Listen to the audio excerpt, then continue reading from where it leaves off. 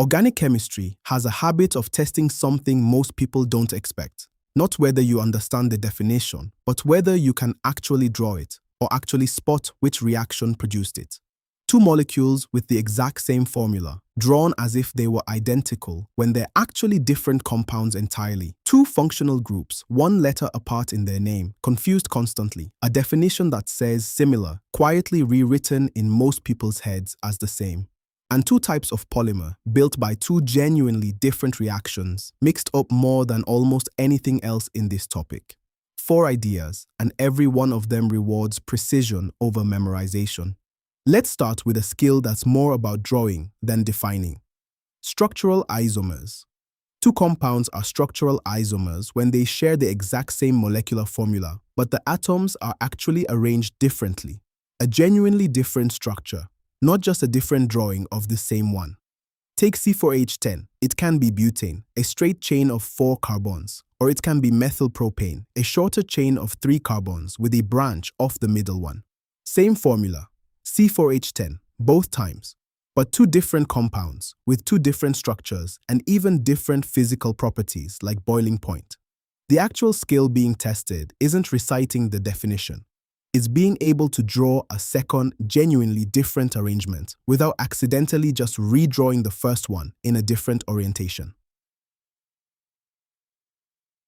Now, two functional groups that get confused constantly, despite looking almost nothing alike once you know what to look for: alcohols and carboxylic acids. An alcohol contains the hydroxyl group, OH, attached to a carbon chain, and its name ends in -ol, ethanol, for example. A carboxylic acid contains a completely different group, a carbon double bonded to one oxygen and single bonded to an OH, and its name ends in oic acid, ethanoic acid, for example. The confusion usually isn't about the definitions in isolation. It's spotting the correct group inside a full structural formula, especially when a molecule has other oxygen atoms nearby. Find the actual arrangement of carbon and oxygen atoms, not just the presence of oxygen somewhere in the molecule.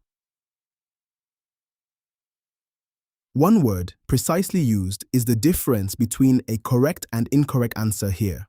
A homologous series. Members of a homologous series share the same general formula and the same functional group, which is exactly why their chemical properties are similar to each other. But similar is not the same. Physical properties like boiling point actually change gradually as the series goes on, because each member differs from the next by one extra CH2 unit, meaning a larger molecule with slightly stronger forces between molecules. Write that chemical properties are similar and physical properties change gradually, not that everything about a homologous series is identical. One last distinction, and it's about which reaction actually builds the polymer: addition polymers and condensation polymers. Addition polymerization starts with monomers that contain a carbon-to-carbon double bond. That double bond opens up, and the monomers join directly together, one after another, with no other product formed at all. Polyethene, built from ethene, is the classic example.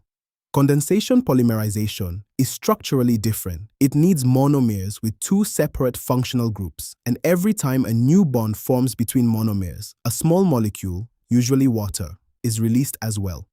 Nylon and polyester are both built this way. Get the mechanism backwards, and the whole structure you draw for the polymer is wrong, even if the starting monomers were correctly identified.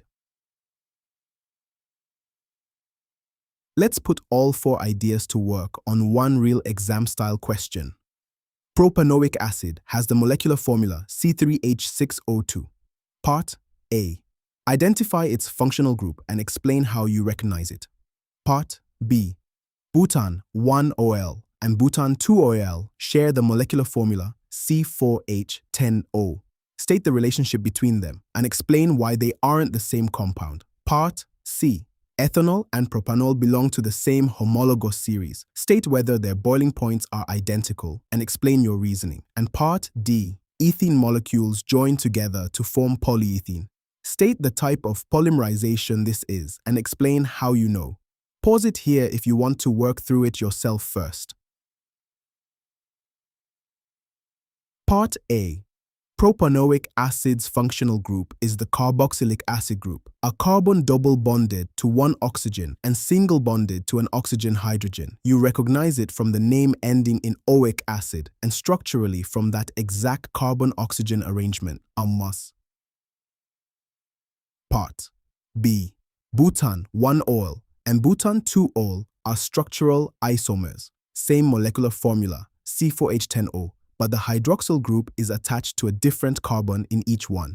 They aren't the same compound because a genuinely different arrangement of atoms means different physical and chemical behavior even with an identical formula. Part C. Their boiling points are not identical. Ethanol and propanol are both alcohols, so their chemical properties are similar. But propanol has one more CH2 unit than ethanol, making it a larger molecule with stronger forces between molecules and therefore a higher boiling point. And part D. This is addition polymerization.